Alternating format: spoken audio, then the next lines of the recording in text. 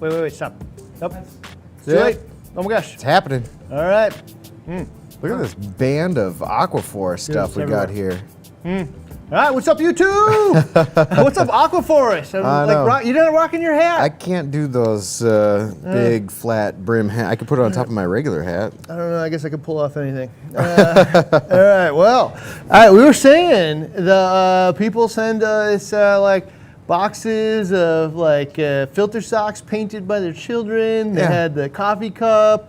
I got that $1,000 like Louis Vuitton going to the moon hat. Something new. Aquaforest sent us a tank. Oh yeah, this and is like cool. I don't know if it's every product they sell. No, it's not. But quite a few of the products they sell. There's I think I say like 80% of what we have here, maybe 70% of what we have here, we actually have on the website. We've had Aquaforest. It's somebody in the comments was saying, "Oh, I'm thinking about doing Aquaforest now that BRS is behind it." We've actually carried Aquaforest for like 3-4 years, I think. Oh, wow. Yeah, but we might expand because some of this stuff is really interesting. We just got off a 2-hour video conference with. Mine went 3. Might have been. Oh, yours went 3. I went an extra hour. Yeah, with the the folks in Poland from Aquaforest and the U.S. rep, we went through every single one of these. Says, what does this do? All right, that's cool. What does this one do? And so we've got some really good insight and some info into why some of these things are unique, why we actually might be carrying them. And actually, I think 2-3 weeks ago we did a live stream where we're talking about the biome test that we're going to do in 12 different test tanks. And we're going to bring in we're going to use some Aquaforest products for that one too, but we've got them here. They're really cool. All right, so lean in. We're going to dive into all this stuff, explain exactly what BioS does, what Fish V does, what AF Vitality does, at least the 3-hour pitch that we got out of it. You can explain it. And once we get all of this stuff out of the way, we'll hit on the tank too. So this is the first time I've ever actually seen an Aquaforest tank. And I will tell you, there are a handful of things that are actually different the moment we got it out of the box. Yep. We'll share all of those things with you. So hang in there today. We're going to find it all out. My number one thing, spoiler alert, it's manufactured overseas. It has U.S. standard plumbing. I know, made in Poland, but awesome. I know, not in China, by the way. Made in Poland at the facility, but U.S. plumbing. It's awesome. All right. All right. So I don't know. I'm just going to pull them up here. I've got all my notes here. You so you pull something up and we'll collaborate on it. I got to remember all this stuff does. So some of it is kind of interesting. I mean, some of it you're going to say, I've never heard anybody do that before. Yeah. And I think that Aaron and maybe Sever even, Aaron is the marketing guy here in the United States, and Sever is the guy that is one of the founders and owners of Aquaforest. He might be in the crowd, so feel free to ask questions. But yeah, some of it, like you were saying, some of it is a unique purpose specific to Aquaforest. Some of it's just bringing in Aquaforest as their own spin or their own or normal everyday products. So you have carbon, you have GFO, you got some zeolite type media and stuff that's branded Aquaforest.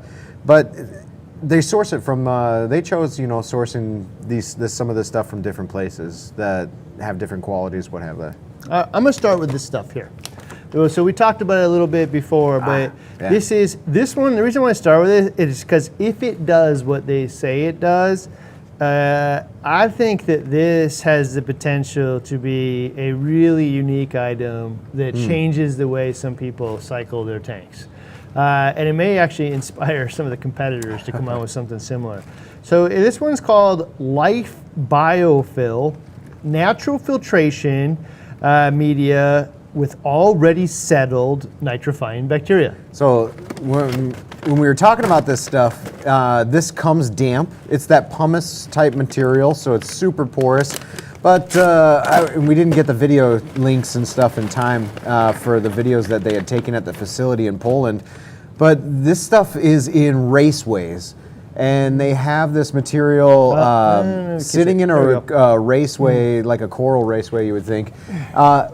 And it has water constantly flowing over, but the thing is they add a ton of bacteria in there. So this is like seeded bacteria that you can put in a reactor, a standard reactor, or there's an Aquaforest reactor I have around here somewhere. But you can run this stuff as kind of like, hey, bacteria are living on this pumice. You're adding it back into your tank, and if you want to, swap it out every once in a while. Yeah, so it's already seeded media. Yeah, right. it's And ready to like go. the raceway, and just so you know, like a raceway is a big long trough, and they tend to go back and forth. Yeah. And so if you got a live active system, and it's actually got like all of the types of bacteria and stuff that you would grow in there, and you're growing it on this like pumice type media, and you start your tank with it, well, I mean, theoretically, you should be able to have a more diverse biome than just dry rock right off the bat. We're going to find that out in the BRS-TV Investigates that's coming soon. It's but part of our test. like, if this does what it says, and it makes starting it's easy as putting some rocks in like a little reactor that are wet and already have all that stuff on it. I told them today they're not going to be able to make it fast enough. I don't know. I mean, I'm always cautious with a lot of this stuff, but like, I really want it to work now. Like I want to find solutions for new reefers to find new ways to start up tanks with higher percentage results and lower instances of problems. So I don't know. Life Biofill, very interesting. Do we still this one? I don't. I think you do. Yeah, I think I we don't do. know. I think we do. So open and honest, there's so many products in the like Aquaforest ecosphere. Like a lot of these things until today's conversation, I had no idea what BioS does. Yeah, we have 4,000 SKUs here. So it was really interesting to hear their take on them. So, all right. Next one. Actually, no, I'm not gonna hit that one yet. And those are part of a bundle. I actually want to talk about, well, we might as well finish the rest of that stuff. So we'll get this out of the way because we are doing the investigated test. But this is another component of the investigates test. This is it's basically like mud from Fiji. And I opened it up like 2 weeks ago, and it is mud. Like you take it from the mangrove kind of areas, the muddy mangrove areas. The benefit here is that the bacteria again, which is why it's part of our bacterial biome test. Aaron says he actually doses just a little bit to his tank. He says 4 to 6 hours or so. It's a little cloudy, but your mechanical filtration takes it away. But basically, he's just it's just kind of floating around, sending bacteria all over the place. I don't know. It's pretty interesting. Okay, open and honest. Mud sets off my like snake oil alert. Right? I don't know. I've never used mud in a reef tank before. Mm-hmm. So I asked him straight up, like, is this similar to the stuff from Walt Smith, like the Fiji mud? Oh yeah. And he's like, yeah, it's from Walt. So like it's very interesting though, like because can you have a successful tank without mud? 100% for sure. Right. But that doesn't mean that it doesn't solve problems either. Natural mud to support microbiology in reef aquariums. And the reason that I'm like, I want this to work in some way, because for those of you guys followed my story of my own tank, and it had all this crud growing on all the rocks, and then I threw in that ocean direct sand. It covered all of the surface, stuck to it, which to me meant that it was like if repopulating that surface. If hundreds of bacteria are on a single grain of sand, and that grain of sand just floated somewhere up into the aquascape and landed itself, essentially you've just coated seeded. The whole thing. Yeah, essentially you've just seeded that area. And then all the garbage disappeared. Multiply that by thousands. Yeah, all the garbage disappeared. So I don't know if it did just like choke it out. So what if you use this in the same way that they suggested, which is Aaron says he uses a little bit of it and it goes into the tank. And he says you use it at night because it will cloud the tank. It's mud. Yeah. But I imagine it's going to do the same thing. It will add the biome that is on here to a large porous surfaces. But he also said in a new tank, some people will actually just create, you know, a little trough or whatnot and put it in the sump, you know? Yeah, I've seen that. You can put it in like a container and then drill a bunch of holes to kind of passively let some of that stuff escape over time or what have you, or let water flow through it. But okay, it's interesting. I'm going to actually ask, man. I gotta I'm going to figure start out- asking like the community here. So thoughts on life biofill, meaning a pumice type media that already comes with bacteria settled on it, shipped moist, put in a reactor. Something that you would consider cycling a tank with or no? Right? I think most just people- totally outside of it. I think most people will wait for our experiment. I'd wait for our experiment. Oh, well, I'm waiting for my experience too, but like open-minded to it Yeah. or Oh, yeah, no yeah, yeah. way, right? Yeah, Or like yeah. for sure it'd work, open-minded or no way. Okay, so using mud in your aquarium, no way, open-minded, waiting for experiment. I can't wait to hear what all of you guys think because I'm open-minded. I've been doing this for 20 years, you know, almost now, and like I think it's 17, but at almost 2 decades, I've never used mud, and I would have told you up until 6 months or maybe, around 6 months ago, I was very close-minded to it. Right, right. But Now I want to see. what's the thing about being closed-minded off to, you know, products on there that you just haven't experienced before? Is that what are you leaving on the table by being Well, yeah. closed-minded? Somebody said that to me once. Yeah. Like I can't remember what it was in relation to, but Yeah. like if we only, if you only do the things that are proven by peer-reviewed science and published in a reefing journal, if there was such a thing. Yeah. Imagine how much progress you're leaving on the table. I don't know. So I guess you got to be prepared to be wrong. The last component of this that's part of our test is the Aquaforest biosand. This was an interesting fact that we pulled out of today's conversation. So it is, you know, sifted. It's white. It looks white, like really white sand compared to other sand. It's got some pieces of shells and stuff in there. Comes with like a couple vials of concentrated bacteria. But the interesting part of this is, well, Aaron said you want to rinse it in like freshly mixed salt water and then add the bacteria and kind of let it sit. Then he puts it in his tank. This isn't sand like from the ocean or other than this. It's mined from ancient sand beds, or I mean, maybe even just crushed up like old ancient ocean sand. So the way they said it was like, okay, you can get ocean sand out of the ocean, right? Or there's ocean sand that was in the ocean a millennia ago, but it's now under the ground. I'm like, wow, I never really thought about it that way. Sand. But if you look at it, it's just calcium carbonate bit sand. But you know what he said is, you can see actually it's got like little bits of quartz and stuff in it. Yeah. It's more flaky than it extremely is. white. Yeah. Well, it's got kind of an off, like a little bit of an off color that it's, you know, a lot of white sand just grows stuff on it. Yeah.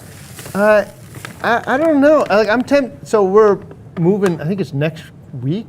We're moving the fish. Oh, yeah. Or my aquascape here to the office, and the week after that we're moving my tank here. And I'm not going to reuse the sand. I just don't believe in reusing sand. Yeah. But even though it's so Even new, just fresh, yeah. I don't know. I just don't like reusing sand. And maybe I'll use this stuff. Because he also said that even with his MP40s and stuff, it doesn't blow around. I got to tell you, it looks pretty fine to me, so I kind of find that hard to believe. But maybe the particles are just heavier than other things. But like as you mentioned, it comes with these 2 little bottles. So instead of having a bag full of fresh water and some, a little bit of bacteria in that water, they tell you to do it differently, which is rinse it and then add the 2 bacteria Liquid bacteria actually to the solution and seed the sand itself. A different take. I don't know. It's very, very interesting. I don't know. The purest white sand and nitrifying bacteria for instant maturation. Those 3 will be on our biome test. So that'd be pretty cool to watch for. Okay, so I asked the community, would you prefer to have a bag of sand like a Relied that is sifted, dead, dried sand, to add fresh water back to it, and then pour some bacteria into the water? Yeah. Or would you rather buy dry sand, not have to pay for the water, and then just Add your pour bacteria. the bacteria in? I guess I feel I don't like want to number pay 2. for water. Yeah. You know, I don't know. I haven't looked at the price per pound or anything to make the comparison, but I don't know. I feel like you know what it's like. It's like if you bought dry sand and it came with a bottle of Dr. Tim's already in the bag. I don't know. All right. You get a lot more sand for your buck. Okay. All right. So let's hit a couple of these ones. Where's the other bio one? So there's ProBio There it S. is. I got these two. Okay. Okay. So actually, this is where's the ProBio S? There we go. Yep. So I mean, these are the things. Like, if you're looking on the website, I don't know how you would ever know what any of this stuff does. So what's the difference between Bio S and ProBio S? How would you know? I wouldn't know. I don't know, me either. Luckily, we get to talk to the guy for 3 hours.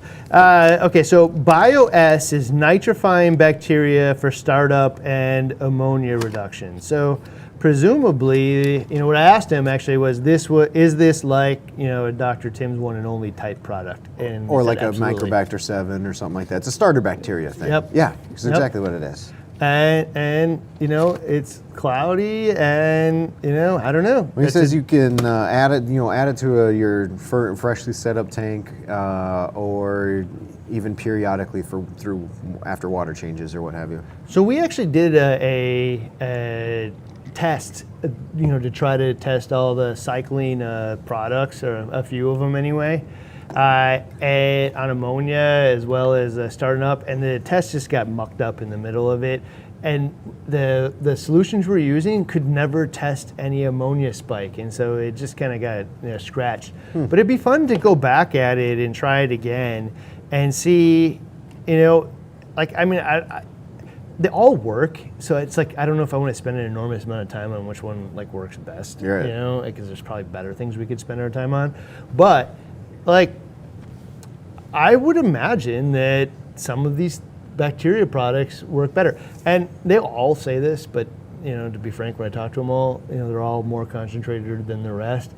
But I feel like, I mean, this is the only one I've seen that's actually cloudy, and I feel like to, you know, be able to cycle the tank with a dropper, it would have to be more concentrated. Yeah. So I don't know. But ProBio-S, something different. So before we get into ProBio-S, you got to talk about the 6, and starting with the 4. So there's one of the most popular, according to Sever, the most popular ones are these 4 right here. These are basically, if you think about amino acids and carbohydrates and fatty acids and all the liquid stuff that make up like a really nice, diverse liquid coral feeding regimen, these 4 are the ones to go, and that's Aquaforest Build, the Aquaforest Vitality, Aquaforest Energy, and Aquaforest Amino Mix. And then he says on top of that, you have the ProBio-S and the MP, and then minus MP Pro. So there's like nutrition in and helping with nutrient export. Okay, so this is one of the things that I said that, you know, for me, like, especially with a brand where you got like 8 million things in it, and you're looking at it and you're like, oh, what the hell am I supposed to buy? You know, Yeah. like, well, I don't understand. It's so helpful if somebody says, here is the core. Yeah. You know, here is the thing that most people would use. Do we have one of those little catalogs around? I do some, I think, over here. Okay, so inside the catalog, Mic'd you can actually get one, I think, when you order any Aquaforest product from us. But it's cool because it says in there like a recipe almost, you know, like here's a plan for a LPS tank, Yeah. here's a plan for a softy tank, Fish or a mixed only tank, they fish have. only tank. Yeah, they have recipes. Like, and they can actually even have like pictures on the front, like, you know, for saltwater, for LPS and SPS right on the front, you know, clams, even whatever. It tells you what it's for. Like, sweet. Right? Okay, so like you These said, 4 they call it the ABEV. ABEV. ABVE. So A meaning amino, B meaning whatever the B one is, Build. and Energy and E is for vitality. energy and vitality. So ABEV system. okay, so Aquaforest Build. So what they said is this is for those. Flocculent. Yeah, for those who don't know, are familiar with like KZ's Coral Snow. Yeah. Yeah, flocculant is like this. You'll put it in there, it'll be like turn the tank white or like cloudy, and the flocculant will pull impurities out of the water and then either settle out or come out with the protein skimmer. But he also said that this stuff actually ends up accelerating the growth of the coral. Yeah. And like, so some of these things, and it's interesting because, you know, we all want to know the exact science, of course, but like some of these things are just things you experience when you're using them. You know, you're using it to remove impurities from the water or color pigment, and then wow, these corals just grow faster when you use It's like your own experience with the coral vitalizer from KZ, where it's, you know, it says it stimulates a feeding response from corals, and then you were like dipped it in, you go, huh, it actually makes them open their polyps up. Well, and it was interesting because you look at KZ's offering, and then they like, you know, like there's so many of these things. Actually, they just came out with a new one called Coral Love. But like, nice. Man, the Regina over there is really excited about it. Yeah. So, you know, when you go through all those things, they run a farm, and so they use it, and they're like, well, we used it for this, but look what the result is over here. Yeah. And you know, with the biology of an animal, you don't always know what caused what. So anyway, flocculant with AF build pulls out some of the impurities, also feed the coral. ProBioS. So, we'll stick to the 4 first. So another part of ABEV, the energy. Basically carbohydrates, fatty acids, food particulates. I guess that's one of the best sellers is the AF energy. So, you know, like, it's so nice. Like, This is like so many of these solutions, and they're clear liquid. They're just clear liquid. It might as well be water, right? I mean, you look in there, it's like there's something in here, man. Yeah, that's actually it's like the first time you pointed out the green stuff from Red Sea. The AB plus. The AB plus, and like for the first time, like when you dose the amino acid AB plus, and you see the whole tank turn green, you're like, oh, you know what? It is touching the surface of every single coral in there. I now understand how the coral could absorb this. It makes total sense. And it's enough that it changes the color even of the tank. All right, so same thing here. Reef energy, or AF energy here, is again those amino acids, or not amino acids. It's fatty acids, carbohydrates. Fatty acids, so energy. So fat and carbohydrate is what provides energy for metabolic function. And we talk about that with fish and stuff a lot, like protein. I'm going to build, you know, tissue and muscle. Yeah. Or not muscle, I guess, but with a fish, muscle. But the energy is going to come from fat content primarily, but also in some degree carbohydrate. And there's calls for you to smell it if you wanted to. Okay, I'm dying to smell it. I mean, he's actually. I mean, like if you're going to ask me to smell it, I will do as told. Thanks, Pete's Reef. I mean, what do you think it smells like? I mean, I'm guessing Selcon. I mean, that's fatty acid, right? Haley says don't smell it. Pete's Reef says smell it. Okay, it looks like Selcon actually. Sort of like pinkish hue. Dark, thick. I bet it does. For science, for you people. No, for all of you, don't do that. Oh, I can smell it over here. It's very fishy. You know what? I guess I'm not surprised, and then we guessed Selcon because that is like one of the more popular fatty acids same out there. type of deals. All right, so it makes total sense. Like probably one of the most common fish additives and coral additives. Yeah. Amino mix is another one of the ABEV 4. Amino mix is basically that. It's amino acids. Yeah. So it's their form of amino acids. That's really lingering.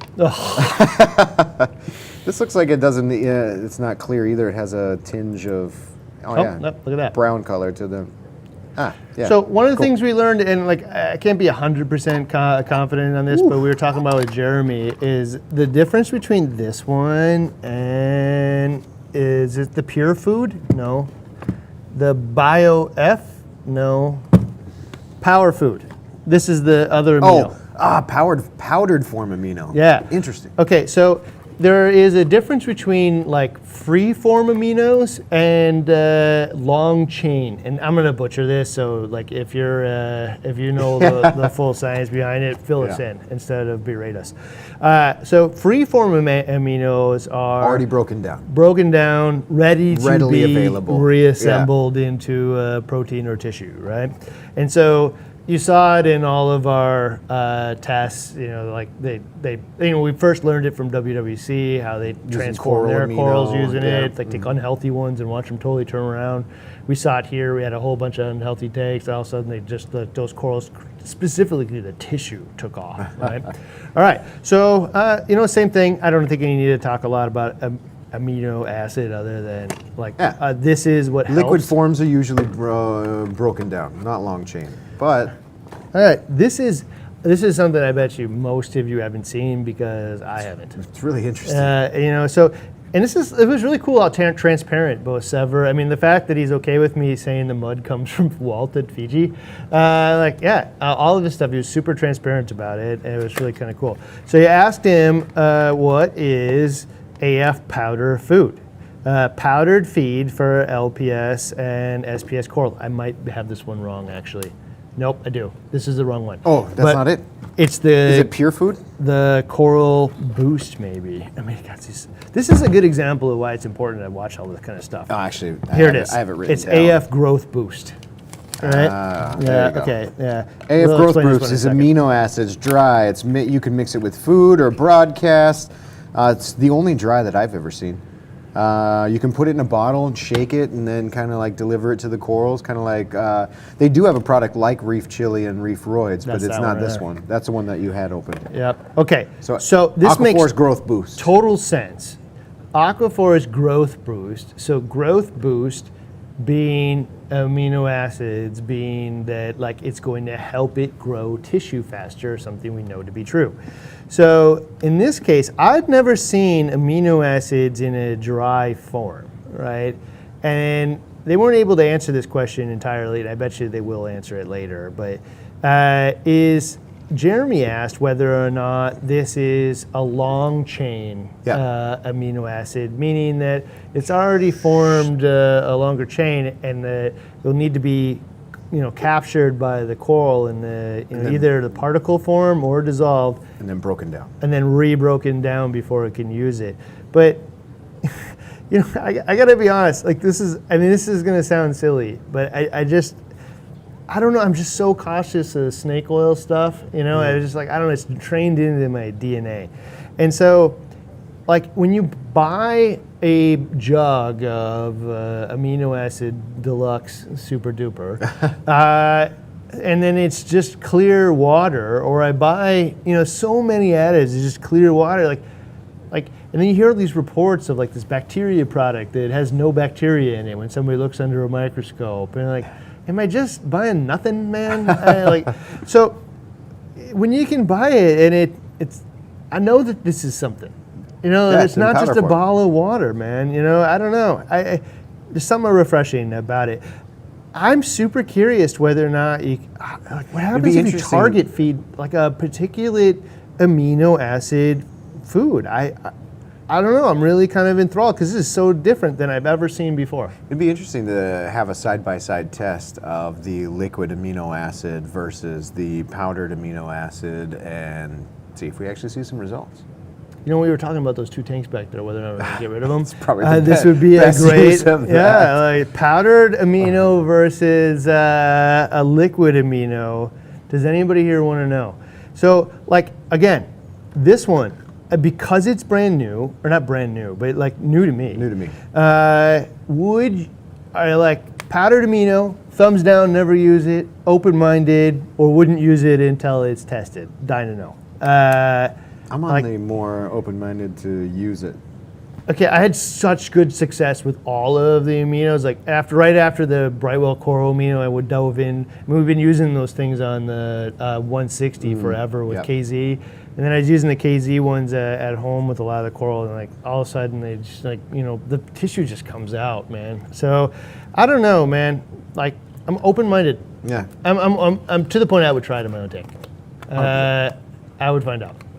use your tank as the. I wouldn't need to be. I wouldn't need absolute proof to give this a shot because I've had so much success with other coral. amino I'd acids? want to know. Yeah. I will find out. Vitality is the last part of the ABEV, and that is vitamins. I mean, those are the metabolic 4. functions. Yeah. So ABEV is the 4. This is the last one of the 4. Vitality. You know, this is another one. It's just like, who out there? Raise your hand if you use vitamins or you would never use vitamins. Let us know. I think there's vitamins mixed in a lot of the additives that people add anyway, and they're just not marketed on its own as the vitamins. It's just part and parcel. And vitamin C, I know, is like a preservative in a lot of different things. Yeah, and these are B and so B complex vitamins and C vitamins in here. So your complex like B12, B whatever 9s and what have you. Okay, so here's the thing about vitamins. Like, it sets off the snake oil alarm in me again. Like, because I've had plenty of tanks. It didn't require me to dose vitamins to them, right? But that doesn't mean that I couldn't have done better. And like the part that, like, this is a complex organism that we're taking care of. It's not just an animal being the coral, but there's like a symbiotic algae that lives within it as well. I mean, it's a super complex item. Yeah. And so here's the thing is like, I know full well that vitamin C will help you not get a cough. I know full well that, is it A or K that prevents your eyes from degenerating? Right? Vitamin D will prevent me from getting sick. All these vitamins regulate, like a metabolic function, like do some important things. And if you don't have them, you won't like kick over and just die. You just will die faster,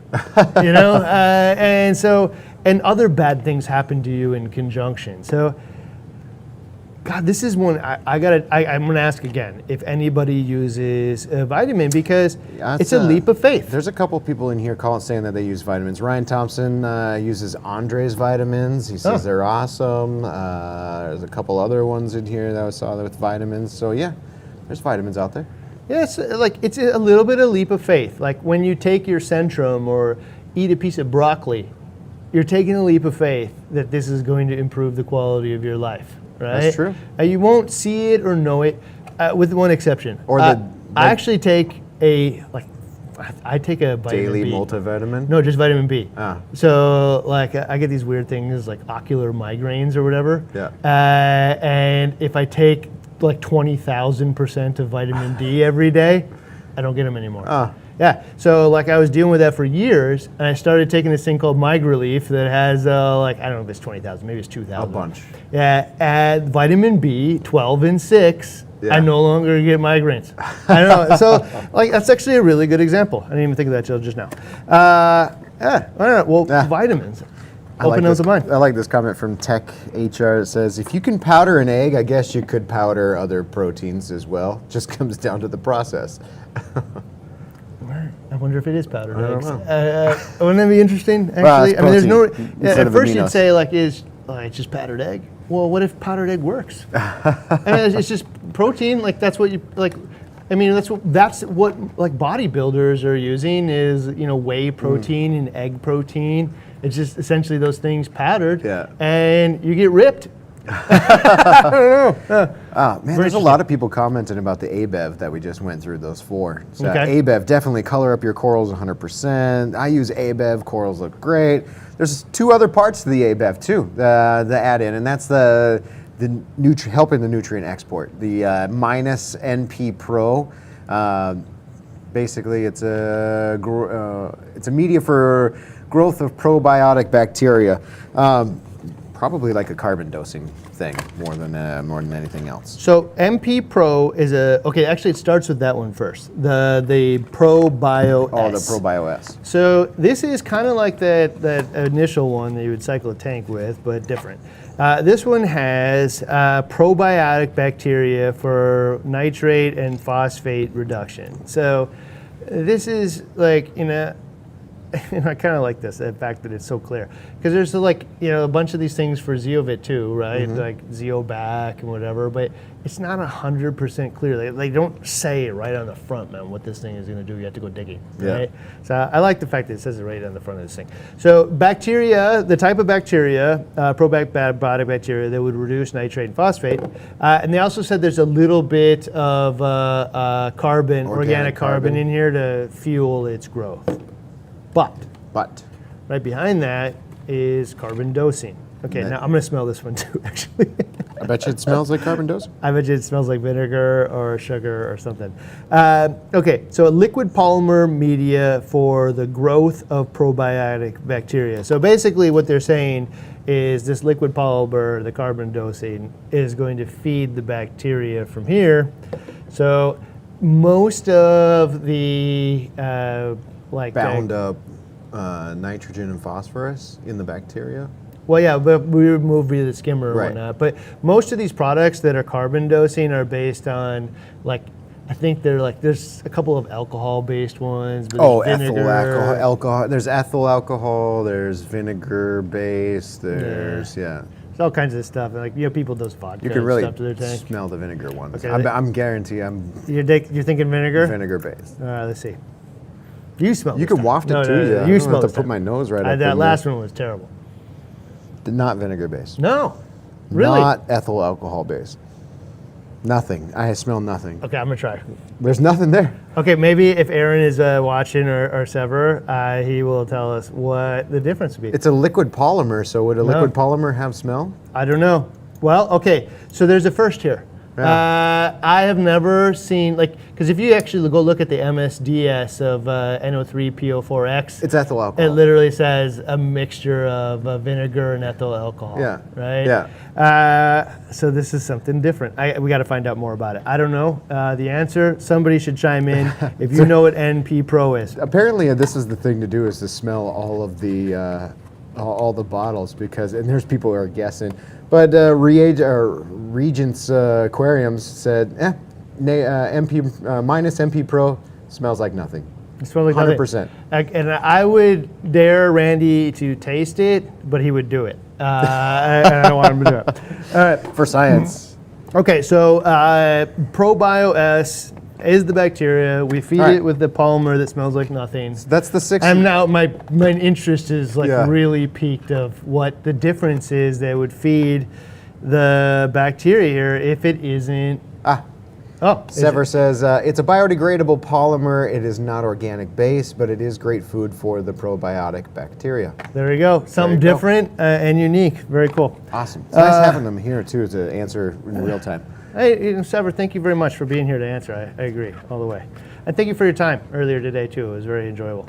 All right, so AF Power Food. This one's near and dear to my heart because I can smell this one. I know what it is already. Replication of yours. Yeah, okay. Well, I mean, it doesn't say exactly what it is, but a lot of these foods all smell the same.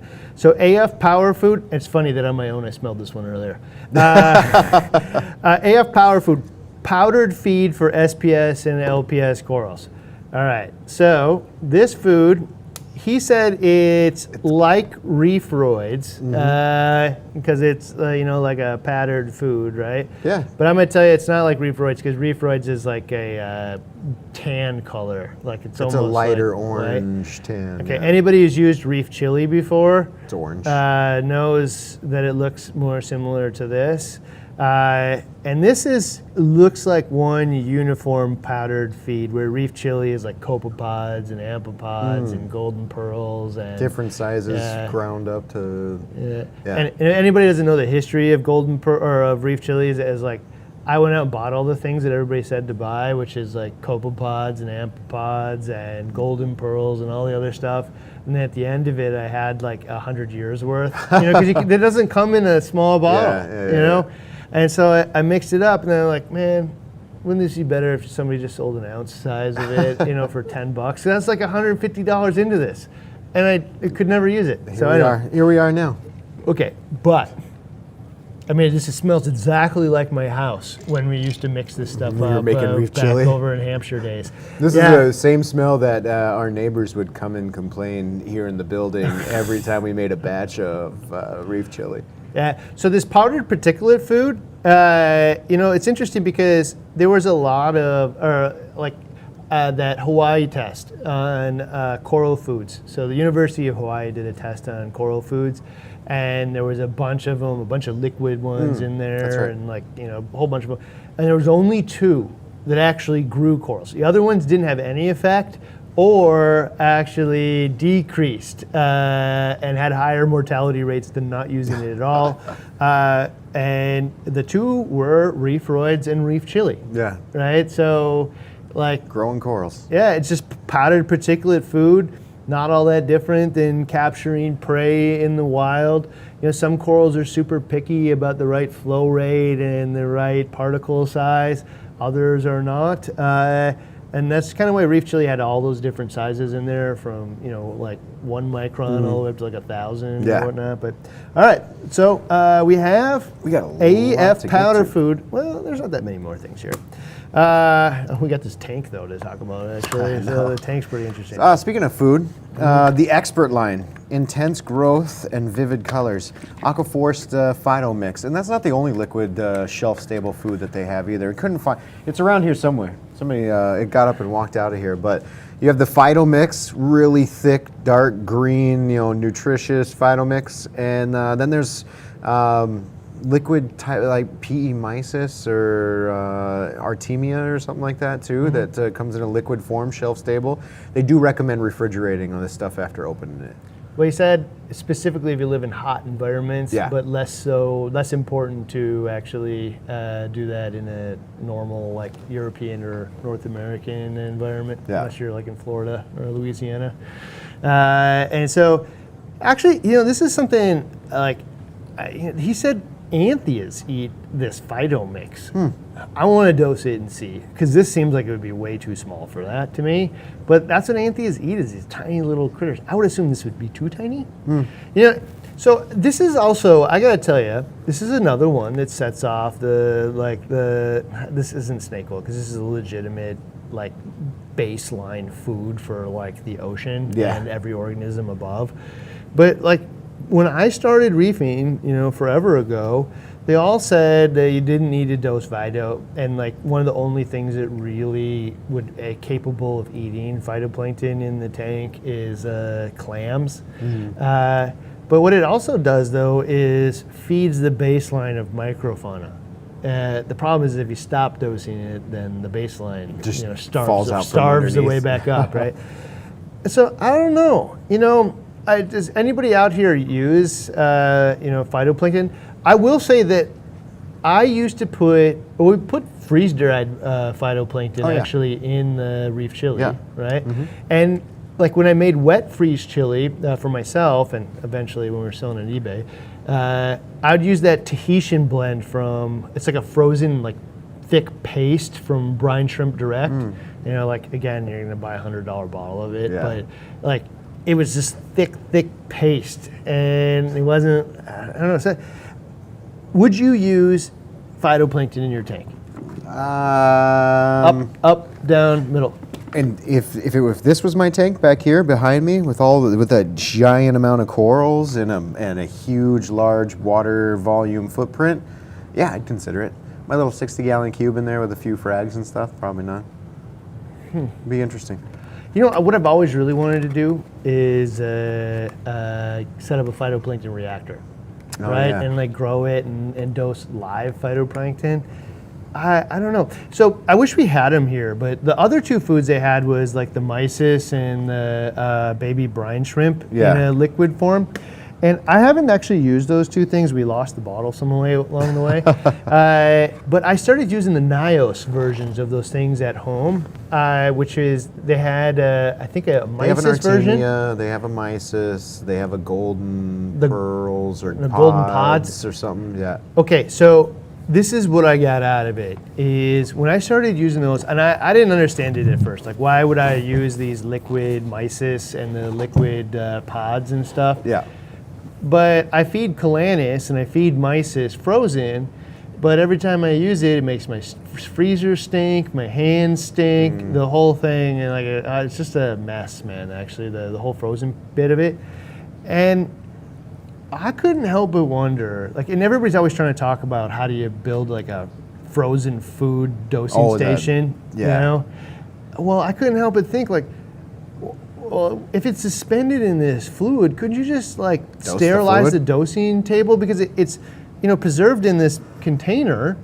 Why wouldn't it stay preserved through the tube, and then I could just dose these types of foods? It's essentially like, it's almost like a frozen food that's been thawed before. Especially for those high energy fish that are constantly moving all the time, rather than pellets that they have to chase around and might not really chase. Well, and so on my tank, I actually have the dried Calanus in like an auto feeder. But the problem with that is that it floats on the surface, and so it really has to hit a high flow area, and the pump isn't always on high flow when it hits. Yeah. So sometimes it goes down the drain. So if you could dose the liquid thing, I don't know. I'm very, very interested in the whole thing. All right, so ProBio F. I think it's just the dried, or it's the bacteria with a carbon source, just like the ProBio that we had over here, but this is a powder form. Okay, I don't actually remember talking about this one. That's the first one I got notes on, with the bacteria with a carbon source. Probiotic bacteria with culture medium. All right, so Sever and Aaron. So there's ProBio S in liquid form and ProBio F in powder form. The importance of this video for anybody who's interested in Aquaforest. I mean, how would you know what ProBio F is or what it's supposed to do? We're going to make some more Sever, videos. please chime in. This one I missed. All right. The pure food is really interesting, the next one. This one, I mean, I'm going to try my best to be open-minded about it, but... This one feels weird. So it's not the AF power food. This is Aquaforest AF pure food, and he said straight up, it's crushed Montipora coral. Look at that, dude. It's just pulverized, powdered Montipora coral. And they say so it's that straight up calcium carbonate. They actually target or broadcast feed crushed up Montipora coral skeleton, and the coral is actually capable of capturing it and digesting it and breaking it down in its elements, and the corals grow faster. Huh. I mean, like, I never ever heard of anybody feeding powdered coral skeleton to a coral. No, I can't say that I have. Like, it's not tissue building, but again, it kind of reminds me of the bodybuilder, of the building blocks of protein and stuff. Like, this is the building blocks of skeletal structure, right? There's questions like, is it like coral snow? Coral snow is more like the other flocculent type stuff that actually binds to organic material in the tank. I think coral snow might be like chalk based or something like that. I don't know what that is. But this is just straight up calcium carbonate, ground up fine, really fine. Okay, so one of the coolest parts of our conversation today actually is Randy called out Sever. And he wasn't on this product, it was on something else. And he's like, hey, so one of the things that we do here, man, is we test stuff.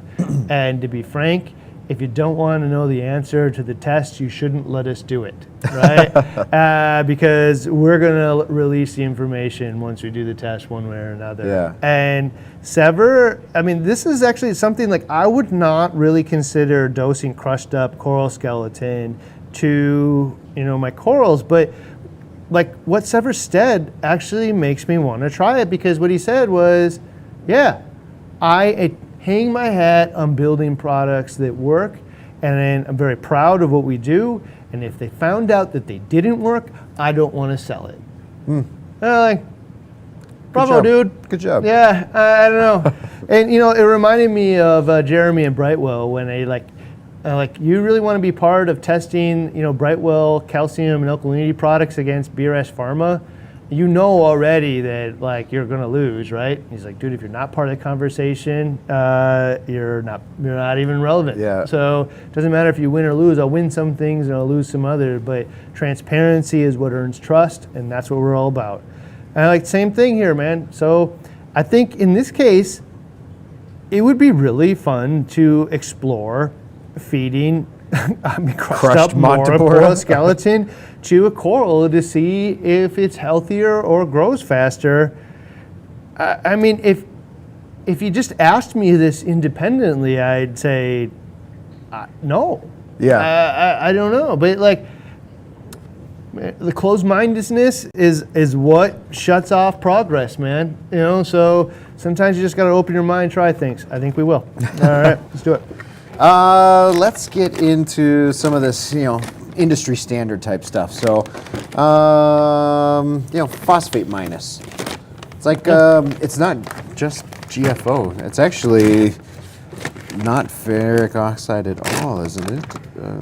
What does it say? For those of you who don't know, there's two types of GFO So this out is there. ferric oxide 3. Yeah, I called it ferric oxide 3, but there's like a hydrated version that's like probably most popularly known as Rowaphos. Ah, yeah. You guys have seen it like and that then before. there's also a dry version, which is like most commonly known as just GFO. It's like, like GFO, a golden brown kind of rusty color, Yeah. right? Comes in high capacity. So this is more similar to like the Rowaphos in the fact that it's like hydrated and wet, but it also has 10% resin. Resins. Yes. Different resins. So it has resins in there that are designed to pull out heavy metals as well. I think Brightwell had a product called Purit. Yeah, it has a resin in there that pulls out heavy metals. So in this case, they've mixed up the hydrated version of GFO With their own resins. and put in resins that have a secondary benefit of pulling out heavy metals. Yeah. There you go. Second to that, Aquaforest carbon. It's a big pelletized carbon. It makes you think of carbon from days and beyond. So I'm pretty biased on this Steam. one. This is the thing, though. It's not chemically activated, which might have the potential of leaching some things back into the water column. It's steam activated. So it says steam activated, nitrate and phosphate free, and there's a lot of different ways you can activate carbon. So carbon is generally made out of coal, wood, peat, Organic materials, coconut shells. Yeah. Then they burn it in an oxygen-free environment, and everything melts away except for this like carbon porous structure. And then they'll activate it because that structure is usually filled with all kinds of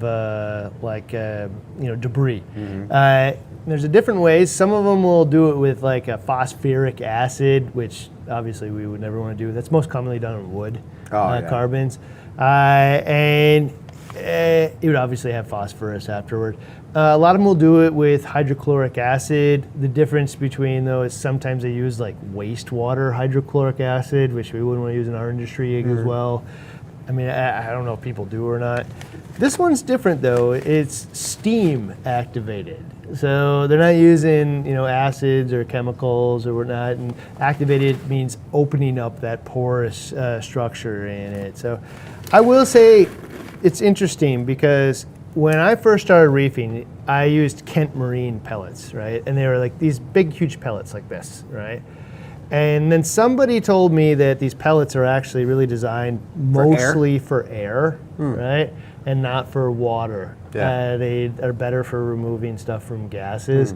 I will tell you that our experiments here, if you watch some of the early investigates, showed that to be true, that the larger pellets didn't perform as well as the small granules and like the ROX type stuff that's designed for it. Right. But there's different versions of better, right? And we didn't test this one. But these big pellets sure are user friendly. Right, so like I wish I had these when I could put a filter sock full of carbon on the top of my skimmer to get rid of the fart smell. Yeah, that's perfect use. I would probably use them on the output of like an ozone reactor. I would probably, in a lot of, if I bought a media reactor, a lot of them just don't accept tiny little granules or tiny little pellets. And so these big granules are actually more user-friendly in the end. So. I saw a comment about the crushed up monopora, feeding it back to corals. Oh, yeah? Somebody said, it's just like, it's just like crushing up chicken eggs to feed back to the chickens. It makes their the future chicken shells, the egg shells, stronger. Wow. It's just calcium. I don't know. Still cautious. Still open-minded. I mean, thinking that way, that makes sense. This another kind of industry standardish media, but basically it's just zeolite media or zeolite media. So used different. Like so in zeovit, they use this zeolite media. Yeah. So like if you guys haven't seen it, it looks like Similar these little rocks, right? yeah. This looks identical to me. Although it doesn't have all the little tiny bits that the KZ stuff often has. But it so in the KZ use, they do it for two reasons. One, it's going to pull out heavy metals and ammonia. And if you pull out the ammonia, that means it'll just never become nitrate, right? So you're going to pull out some of the ammonia that way. But also in zeovit, what you'd end up doing is you strip out all the nutrients and then you add nutrition back. Right. And one of the ways they add nutrition back is all that bacterial malm that forms on the rocks. You pump the whole thing Shake it, in. pump it, and it goes off into the water column. Sever says that's really not my favorite thing. Yeah. Like I'm not pumping. There's better ways to do this stuff. Just passively allow that to go through by putting it in a high flow area or run it in just a regular media reactor, so it's got constant flow through it, but essentially still doing its job. So in his instance, like he doesn't really use it for the purpose of adding that bacterial malm. It's just to remove heavy metals and ammonia directly from the tank. So Zeo mix, not really much different than that. This is one that was really interesting to me too. I'd like to try out. Actually, I think you're going to go take this back to the today to the aquascape that you're building. This is called Stone Fix, and I mean basically it's just reef safe cement ready to go. Add water and turn it into cement. Aaron said mix it up like ice cream. Consistency of ice cream. Make small batches because unlike other mortars like the Marco mortar and stuff that has a liquid polymer, a liquid separate from the actual powder, you kind of add it and then get your consistency and add it. This is basically just add water to your consistency. The polymer's built into it, and then there's this exothermic reaction. You can actually feel it get warm and start working. Pliable for a short period of time, so you make a small batch and you slap it onto your aquascape, and basically it's just like cement. So I asked him, like, cement, is it some kind of special cement? Because the mortar from Marco says that it's designed to cure underwater. By cure doesn't mean get it wet and dump it in the tank. It means like once, cement cures to a certain hardness in a matter of minutes or hours or overnight. And then 24 to 48 hours. I think it actually continues to get strong after that. I think it's like 60% of its hardness or 80% of its hardness was within that first, several hours, however many hours, 8 to 10 hours, and then slowly from there. Anyway, the mortar is designed to cure to some degree underwater. It has that polymer flex to it. I agree. I haven't used this. I'm going to use it today. But I found the ice cream paste to be about the right mix too. Like enough that it kind of clumps together, but not enough that it runs all over the place, and not enough that it holds shape. Yep. It seems to be about the right amount. Peanut butter consistency. Peanut butter is another one, and we used that before, It'll be great to watch you use that. There's people calling out it's the best. It's the best cement ever. It's awesome. I gotta tell you too, the Reef Safe, like this kind of calls out like the DIY crowd and the DIY person in me. Like, I one time made an enormous amount of frag plugs out of cement. I did too, just regular old cement. Okay. And then oyster shells that you feed chickens. Okay, I didn't use that. I just used the cement. I think I used sand. Yeah. And what I did is I put them in a big horse trough, and I emptied out the horse trough with flow. Like, I mean, it was in there for months because the pH never changed, right? Yeah. And it would grow mold on the top, actually. It was really gross. Weird. Yeah, and all it is water in there. Yeah. So what's coming out of the cement? I don't know. And then the funny part is I had real problems in this tank, and maybe it's related to this, maybe it isn't. But I couldn't grow corals in this frag tank the same way I could grow my display tank. It was a super big bummer. But later on, man, when I took the thing apart and one of my reflow pumps jammed, Covered in that cement. it was frozen rock solid with cement from the frag plugs. I mean, that was the only thing I ever put cement. So the cement, even after curing for months in this freshwater, still leached this stuff into the tank, and screwed up my pumps. So I'm going to use. So you might even use that for frag plugs, like DIY in your own maybe. frag plugs. Yeah, this would make a lot of those actually. I just not worth saving the money. Because it's a big giant question mark in my head now. Yep. And so I was using the Marco stuff. It'll be interesting to see. This is kind of interesting because you don't have to use that polymer, so you just use water.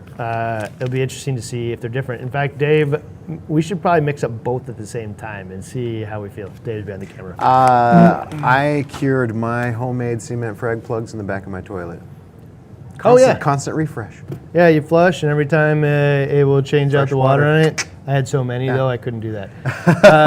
You know what's interesting, though, is what's come up during this conversation, is we have mentioned no shortage of a dozen other brands along the way. Today? Yeah. Because there's so many of these things that are actually produced by other companies, but no other company is really producing all of this under one. Kind of, they want to be the whole thing. Let's start with this one first and then this one. Okay. Well, actually, let's get these two guys out of the way. Let's get those guys out of the way. So, AF... This is the first part. This is the first one of this line, and if you guys, you might be able to see it closely. And I don't know if Dave has the thing here. This is called the Care line. So this is a coral dip. But you can see the difference in the packaging. This one's white, and the other ones are all purple.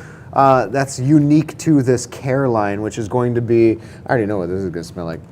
Yep, it smells like floor cleaner, tea tree oil. Yeah, it smells like Mr. Clean. But we already know that those type of coral dips, they're very popular. Coral RX being the most popular probably, and it works really well as a coral dip. So Aquaforest has their own. He was saying they got video of dipping some coral in it and watching all the flat forms just pour out of it. Somebody should if you can see that. If you can see that video, somebody should repost it for everybody to see. For sure. Because, there it is, right there. AF Protect Dip. Is there a video of it? No. Dave might be able to bring it up, but we'll see. Find the video. See if we can get it. If somebody's got a link to the video of watching all the flatworms just pour off of it, that'd be really neat. Because I'd be curious if it is something other than just the tea tree oil. I don't know what's in that video, though. Watch it before you get into it. So effective against disease, reduces risks, protects, suitable for all corals. So there you go. Fish V, vitamins for fish health. Again, a lot of people just drip this onto pellets and stuff. Think of a multivitamin that you would take every single day. You can add it to your fish's food, something like that. Okay, we got rock here. We got the starter pack thing. Okay, this media reactor. Actually, he started telling me about it, and I told him, "Don't tell me more. I want to open it up and experience it," because he said I will like probably the same thing I like about the BRS reactor, about this one, which is the ease of cleaning it. So we'll see. You're not going to open it up? No, we're going to do the other ones first. You gotta wait. Okay. Reef salt. Yes, Aquaforest makes salt. The difference here is that they batch test from 3 different areas of the batch of salt. They go back and they ICP it. They've got ICP in-house. They've got 2 ICP machines, one for macro elements, one for trace elements, because it's really difficult to recalibrate and trust the results. So you just have 2 machines, one that does one that does the other. They go back and they batch test, and as long as it's within their parameters, you can find your number on the bag. It's got a batch number. You can go type that in, and you can test your own, and you can find out, yes, this is this ICP specs on it.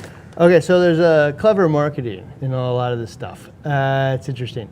Like Red Sea has every grain of sand has you Something know, from the from the ocean. ocean, Yeah. the Red Sea or whatever. Yeah. That's largely because they get the sodium chloride from dehydrating Yep. the Red Sea. Yeah. Maybe a desalination plant. I'm not really sure where you get it from, but like it's, you know, you're dehydrating the Red Sea, and so that's where you get the sodium chloride from.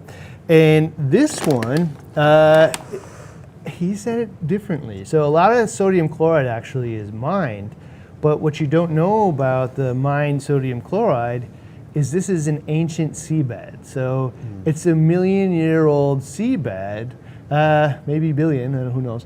And so it's still from the sea, even though it's underground. And I just thought it was really like an interesting take, different than, you know, in the end, sodium chloride meant it's sodium chloride. So whether I like dehydrate it from the sea or I, you know, mine it out of the ground, both of them are getting purified to various extents. So it's really more about the purification process. It happens afterward than essentially the source. But it was an interesting take. Yeah. I wouldn't have thought of the billion-year-old seabeds under the ground as the of the sea, but I guess so. That one's reef salt. They also have sea salt, and I think it's just difference in parameters. He said that they were going to make a higher alkalinity and calcium version for people who want to like use it as an additive. So 3 different levels. But this one, he said, pretty similar to natural seawater levels, kind of like tropic marin, being at 35 parts per 1,000. You would have calcium of 440 to 460, a magnesium of 1360 to 14. This one's actually interesting because the alkalinity is a 7.7 to 8.3, right, which is closer to natural seawater alkalinity. This is the part that's interesting. The magnesium at 1360 to 1420. High. That's high, which is interesting for two roles. One, it should probably not have as big issues with precipitation as some other salts.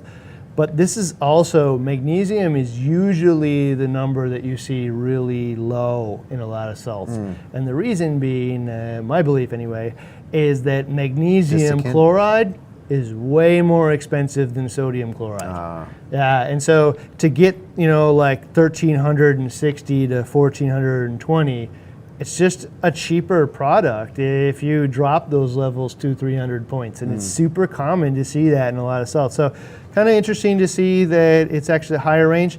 It does contain amino acids and vitamins in here. This isn't, yeah, so it's not one to be heated and stored for a long, long period of time. Well, basically what he said is you should use it within a week. However, if you don't use it within a week, you know, the tiny bit of amino acids that are in there will break down and they probably won't be as valuable a month from now.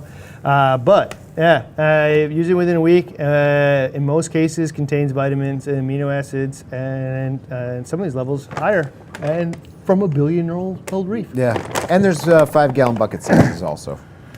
Reef mineral salt. It is Anybody not, guess what that is? It's there's no sodium chloride in this salt, if that makes any sense. Yeah, so like if most people probably haven't thought about this, but this bag is like probably 80%, 90% sodium chloride Salt. in it. Straight salt. Just sodium chloride in it. Okay, and so what this is it, I asked him, is this like the sodium-free chloride salt from Tropic Marin? And he's like, yeah. He also said something interesting. He's like, one of the cool things is if a company makes this, it probably means that they're making their own salt instead of having it OEM'd at somebody else's factory as well. Because this like product here is actually really hard to produce. You know, so this is essentially all the minerals and everything in salt water without the salt.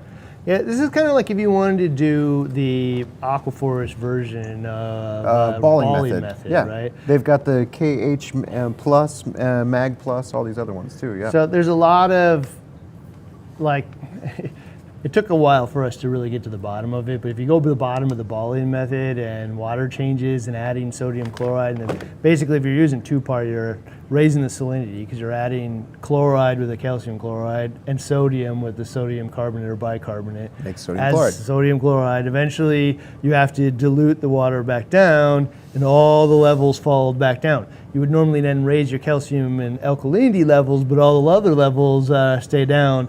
This is actually how you raise those other levels without raising the salinity to any great degree. So you dose this in addition to your KH plus and your calcium plus. Yeah, periodically just to make sure the levels all stay the same. And you know, it's interesting because he said that sentence of, if you don't make this, you may not actually make your own salt, or at least is kind of evidence that you do. And it was interesting because Tropic Marin said something to me similar to that. And one of the challenges they have is making their trace element mix in here, that you need like a special type of mill to be able to get all of it cohesive in the same particle size, so it doesn't stratify within the salt mix. And he's like, yeah, that's why a lot of people's salt mix actually doesn't mix up right, and it will have not just calcium and alkalinity levels are different throughout the bucket, but like you'll find that the strontium is a different size particle, and you'll just have like really high pockets of it here and there based on how it's settled out as it's traveling around on the back of a truck. So they use a special mill, and they have to rent time on it. You know, this is a company that's been around for like 50 years. Rent time. I don't know what Aquaforest does in theirs, but even somebody that company has to rent time on a machine to be able to produce, you know, something like this, getting all the minerals correct. Very interesting. Awesome. We didn't actually get to this one when we were talking to them. It was sitting on your, it's a starter pack. But it says it's got reef salt in it, life, biofill. It's all the stuff we've already talked about. It's just a whole starter box to get you going. It's also a test kits, alkalinity test kit, nitrate test kit, the whole nine. How do we open it? I don't have my knife on me today. There you go. Okay, so if you got the starter pack. Do we sell the starter pack? Adam, it can tell us. I don't know. Okay, you would get the Life Bio, which is those little pellets. Pumice, the carbon. The phosphate minus, the carbon. You would get the... two-part with component A, B, and C. Yep. You get a nitrate test kit, a component C. Fish V. Fish V. Bio. Oh my God, there's everything in here. Reef salt. Reef salt. Reef salt. Oh, all right. 4 bags of reef salt. This is everything you need to get started. 2-part and salt. That is about as extensive as a starter pack as I've seen. That's okay. And we didn't get to all of it. Starter pack. Aquaforest rock. Okay. You know what? Do you want to hit the Let's do this reactor thing. first? Oh, you open up the rock. All right. Good luck. I know. You have a screwdriver, Dave? So before I open this up, for those of you who don't know, because probably most people don't know, we sell probably 50 to 1 BRS carbon and GFO reactors over anything else, any other reactor. Yeah. And I'll tell you the reason why. The reason why is because it allows you to use the foam pads to be able to hold a certain amount in. I'm not tumbling my carbon. I can mix the carbon and GFO together, not creating dust. When I want to go clean it, I can twist off the bottom of the container, bring it to the sink, have the little cartridge in there. It's clean, it's easy. I go back, I spin another one on. It's very easy. Okay, prior to that, I mean, I used to use like the little fishes one, and there's like hoses coming all over everywhere. The whole thing out. Yeah, like the one that I use on my, even that fancy Royal Exclusive one. There's just like so many threads. The Vertex one was difficult back in the day. Dude, it's just so much work, right? All right, so let's see if there is a similar thing here. Is there a smaller one too? There's a 90 and a 110. Will you open that 110? This is actually the largest one. All right, will you open that? The 110 or the 90? The 90. Oh, the small one, Dave. The small one. So this is the 130. Okay, there's a 110 over there as well. Yep. Okay, so what he said here, one of the big pains in the butt is usually there's like 8 million little thumb screws across it. Right. He says it twist locks, and it does. It does. All right, so if I wanted to clean this now, I could leave the plumbing where it's at, right? Just turn off the plumbing and they swivel. Leave this here, take this to the sink. Take this to the sink, it's almost the same benefit. Now, what they also said though was, does it hold the media? And basically it looks like you could stuff the media. I mean, So what they do is they have they include 3 different sections. One, so that you can mix medias. Maybe that life bio stuff you want to put in there. Well, all right, I'm going right there. to fill up the first layer with as much life bio as I need. Then I'm going to take the separation sponges. I'm going to slap those in there. And then what if I want to add carbon on top? Sandwich it in with carbon. Now I've got a layer of carbon. So I can mix and match the medias that I use in the thing. So it looks like water would pump down here, come out the bottom, and then come up through the sides. So I'm going to just give my own one little complaint or upgrade to this thing. Okay. I wish there was another plate in here where I could sandwich 2 medias right in between. Little thumb screw or something on there. I could sandwich just as much carbon as I actually want to use. Yeah. Now that thing is small enough, so some of this is just about getting the right size. Like this is probably for a big monster tank. This much carbon is probably the right amount for most tanks. You know, there's no like perfect amount, right? So actually, this is the right size. I'm going to retract. I wish there was a little thing that could lock the stuff in there, kind of like the old Vertex reactor did. But if I was going to buy a different reactor, the twist lock and the fact that I don't have to take up 8 million thumb screws apart when I want to go clean the media, boom. That would be one of the first features I'd look for. Go take it to the sink and I'm done. Because like the BRS one, all I have to do is get the wrench, pop it, twist it off, and run. So it being that quick rather than 8 thumb screws. Well, and if I remember correctly on the Vertex one, there was like screws, man. Oh, yeah, titanium. Yeah, I believe so. So some of it was good, also a giant pain in the butt. I like it. Those lids are, there's a question. The lids are pretty tight, and there's an O-ring on the inside, or it's like molded into the lid is the actual like O-ring. Oh, yep, there it is. So it's tight and it's sealed. I don't know. Actually, I usually hate media reactors because they're like, often reason you would buy one is because it looks nice, not because of function. Yeah. You know, like the reason I'd get the BRS one is it's inexpensive, but it's also super functional. And it comes with a valve on it, it comes with little swivel fittings on it, and I can just take the container. It comes with a cartridge, it's really easy to use. Function, form, not pretty. Yeah. I mean, it's an RO caster, right? This is pretty and has many of the functions. So this is actually, this whole Aquaforest line is extremely popular outside of the U.S. Not as popular here because, we got to get the stuff here. Danny's Aquariums is with us. Danny says, I'm using Aquaforest on one of my tanks. Oh, very Danny's cool, man. Aquariums, you know him, big time YouTuber. Yep. Love your videos, Danny. Thanks for joining us. Next up, this is a box mixed with shelf, they say, and arches, which is that piece, and what was the other part? There's 3, I believe, in here. Arch, shelf, and base. So I'd consider this one a base rock, It's mounded up. And then there's some shelf in here that's kind of flatter or whatnot. But the big deal with this one is this is made out of the same material that is made with the life biofill. So it's that pumice material, which means it's extremely light. Like this size of a real Reef rock or a BRS or a Marco rock or something would be extremely heavy. This is very light. So that's an interesting point. Like sometimes you're buying by the pound, but what if the other thing it just weighs twice as much for the same space? Yeah, exactly. And also, like, I mean, for somebody, I just spent the better part of the week building an aquascape, and getting, rock doesn't come in a shape like this. Super flat on the bottom, has a little cave that goes through, where like that doesn't exist. So you have to like make it that way. Yeah. And so you could do what I do, which is bust apart a bunch of Marco rock and create Make my your own. Yeah. And you'll see that video very soon, and I think it's cool. But for a lot of people, if you could just buy a bunch of rock that already kind of has various shapes in it, I mean, this is a little flat for me. Well, there's some shelf pieces. Like I'd consider this a shelf piece instead of a base piece. Oh, yeah, I would agree. So, also the shape I of don't know, Michigan. man. There's like lots of different unique kind of looks in this stuff. Because you're going to be able to create, like two, like basically caves on top of each other, and these things lock together pretty good. So, I don't know. I haven't seen this rock before. Have you? I have not. Yeah, this is our first look at it. So I don't know. This is a new kind of addition It's got to.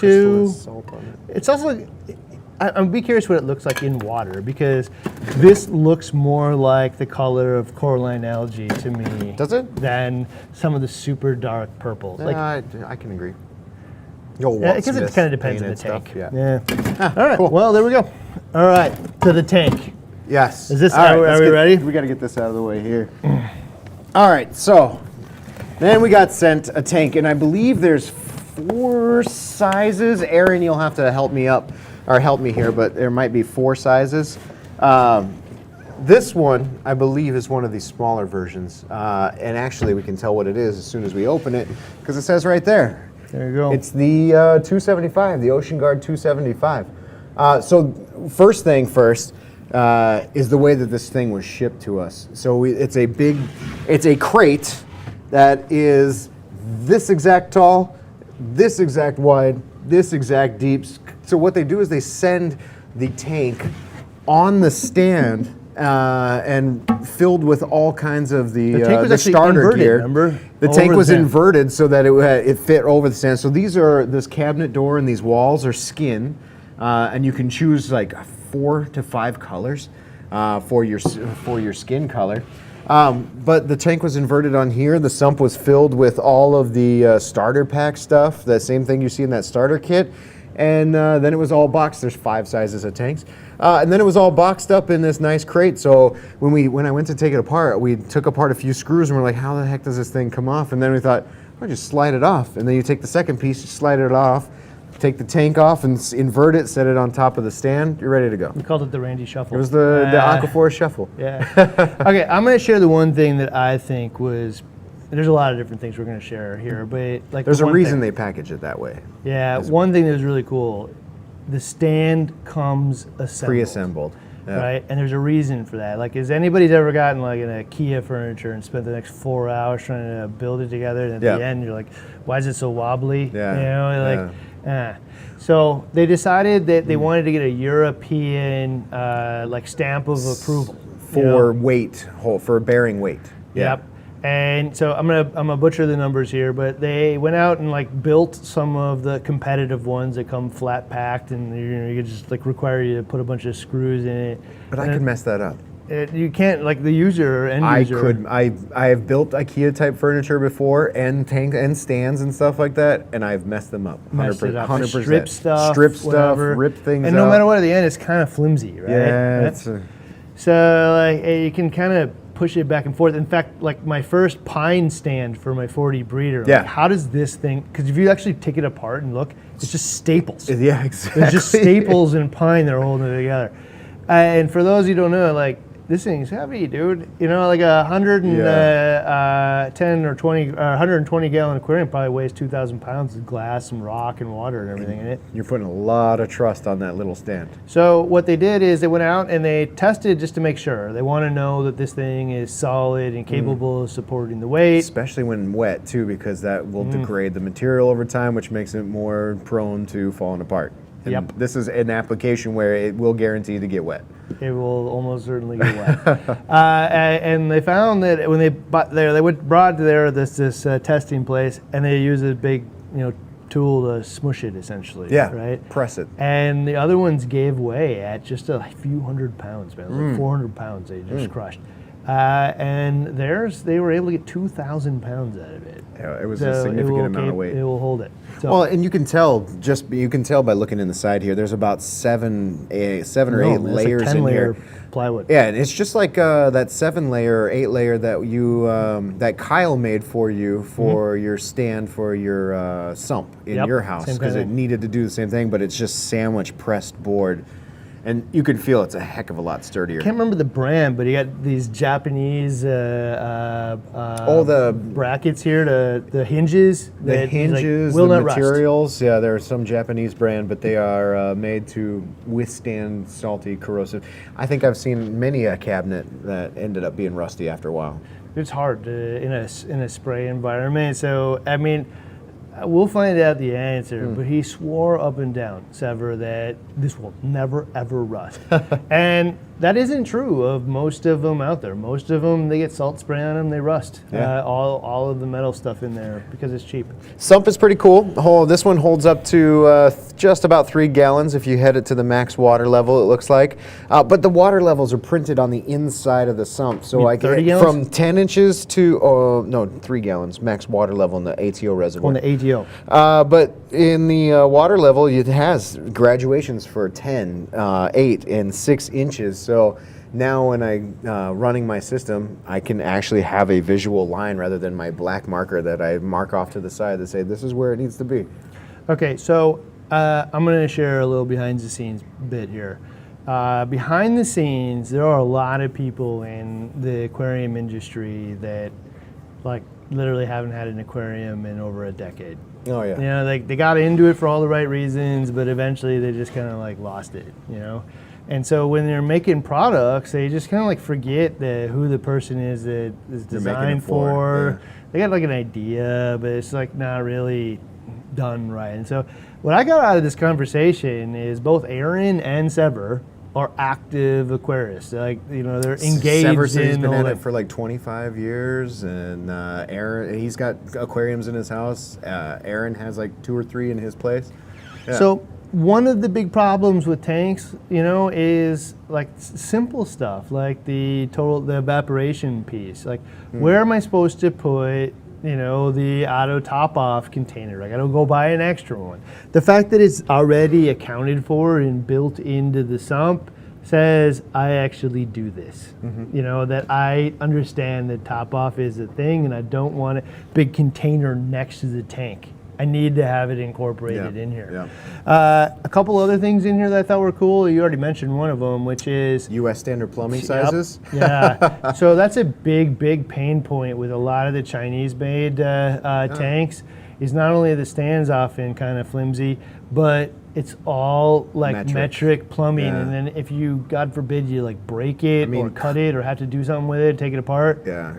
Kyle, Adaptive Reef has their line of metric to standard adapter pieces, but now beforehand you would have to special order metric plumbing or metric pieces, or call the company and say, hey, I need a replacement part for so and so. Even then, you'd have to know that Kyle and Adaptive Reef has that available to you. Like, but in the end, why do I got a metric fittings for a tank sold in the United States that does not use metric plumbing? Ever. And there's none, you can't even go to the store and buy it. And I know that full well going into it, and we've been doing it for years. It just doesn't make any sense at all. So it is a big relief, because I may want to, especially like this tank is pretty like well designed, and you probably wouldn't change a lot of stuff in here. But like if I had a bigger tank, you know, I get a bigger version of this tank, I may want to change out the sump someday. I may want to incorporate a roller mat. I may want to do something different. Yeah. And I don't have metric fittings. Yeah. So Pigeonhole me. and like, yeah, we could actually carry metric fittings in here, but nobody in the United States uses metric fittings, so why? They would just sit and collect dust until for the 1 or 2 times that somebody needs it. Also, like the way that people, at least in the US, use these things, emergency overflow, primary overflow, and return line. There's 3 holes drilled in the back of the overflow.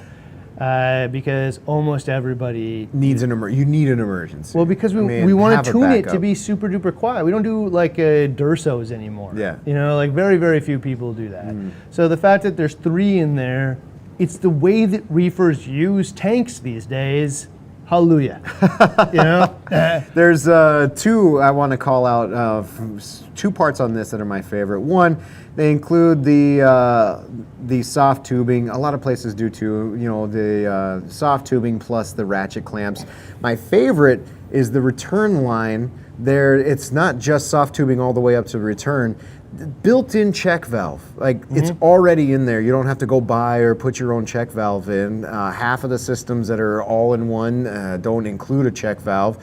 There's a check valve in the return line. That's really nice. It's already there. And the gate valve here is a different take on a gate valve than like your normal red handled one.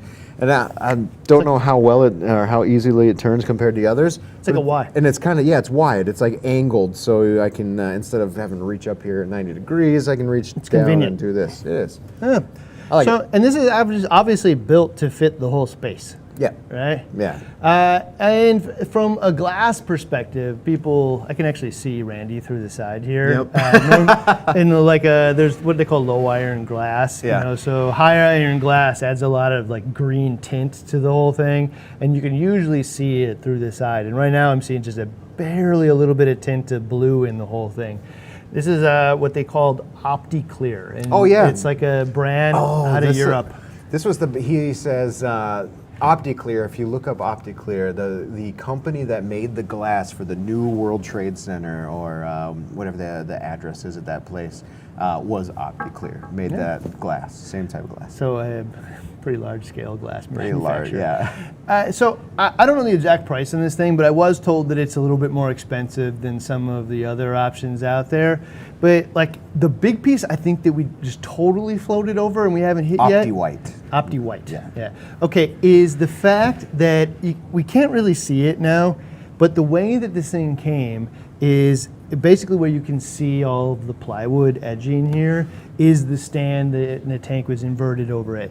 And then you go and put these skins on it, and they're so easy. Big heavy sheets. They go onto the side. It's a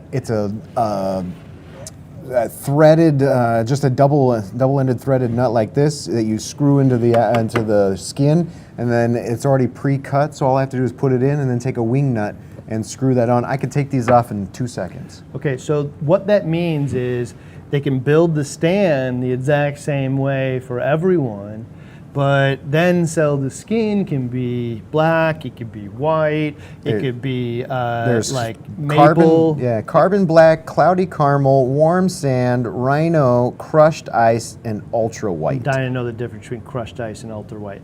But what we talked about on the phone today is if this is successful, could it be knotty elder? Could it be spalted wood panel. oak? Could it be, or sugarberry?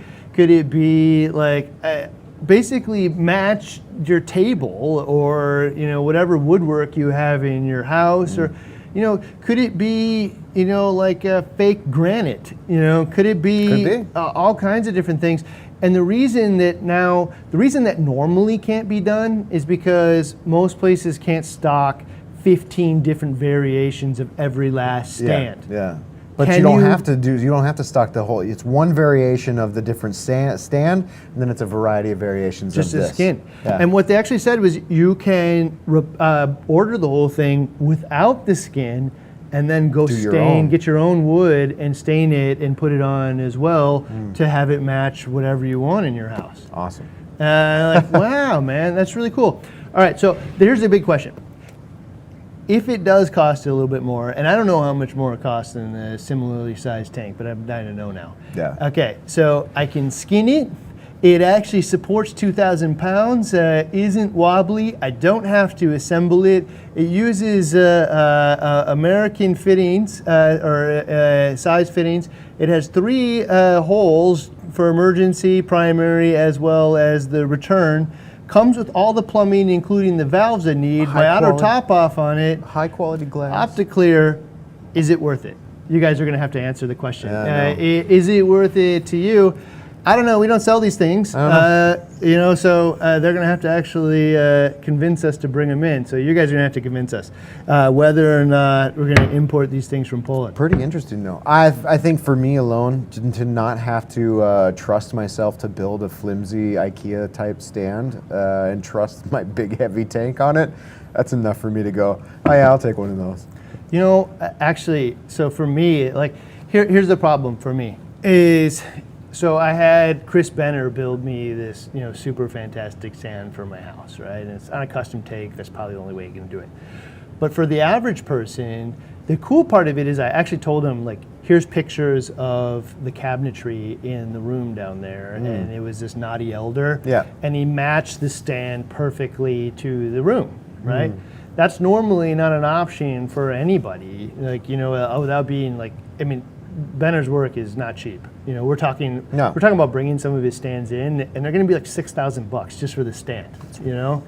like for a 120. I mean, you're stand. getting features like the auto closed doors, the stairs built in, kind of like You're getting a piece of furniture. Yeah, it's a furniture. You know, it's not like a flimsy pine stand. yeah, It's a piece of furniture. Like some people spend that much money on their kitchen, dining room 100%. table or whatever. Yeah, I don't know. It's expensive, but it's a piece of furniture that somebody handcrafted, in Ohio. Yeah. I don't know. It's a different thing, but here could possibly be the hybrid to that, which is I'd love it to match my house. I don't want to spend $6,000. I could buy this thing without the skin.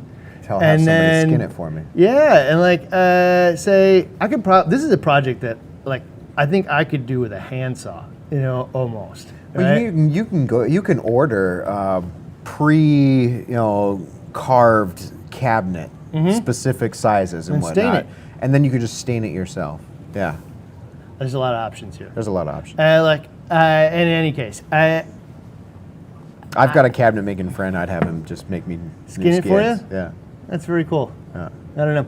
You guys will have to tell us whether or not you think it's working. All right, so people have sent us cups. People Aquaforest. have sent us Louis Vuitton hats. They've now sent us purple hats. Ryan gets more stuff than I do. By the way, the address is at the bottom of our website. I'm Ryan. I'm Randy. He's Ryan. Yes, Randy sometimes gets a little butthurt when he doesn't get enough gifts. But thanks to Aquaforest for shipping this thing to us. Actually, this is going to be Jeremy's tank. If he ever is around to take care of it, he might have to have his employee. Is that a frag rack from them, or is that from somebody else? That's a fur video. For somebody else.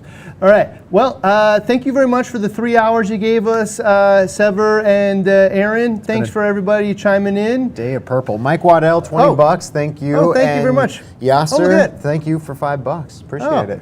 Oh, well, are we going to be selling all this We stuff? sell a bunch of the Aquaforest stuff. We'll probably start thinking about bringing in some more of this Aquaforest stuff, but there is some, just not the whole line yet. Okay. Also, I like being the test dummy. Yeah. I like being the person that tries the stuff and risking my own stuff before I recommend it to you guys. I couldn't help but listen to this conversation. Well, you say that sand doesn't blow around. Let's put it in my own put it tank. to the test. I'm rebuilding the 360 in my office here at work. So let's find out some of this stuff. Let's use a bunch of things. Test the amino powder versus the liquid powder. Yeah. Or the liquid amino, yeah. Yeah, I don't know. So we already sell a lot of it. We'll probably bring in some more of it.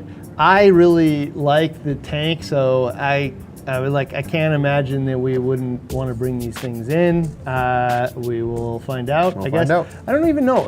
Maybe Sever can share what the current shipping plan is for these tanks and when they'll be here in the United States. All right. All right. Go shop Aquaforest if you have to. It's all down. I'm gonna go use that cement. We're building that HNSA as we speak. I'm nearing the end. Check out Facebook. Yeah, Facebook and Instagram. Ryan, BRS TV guy. Yeah. All right. See you guys next week. See you guys.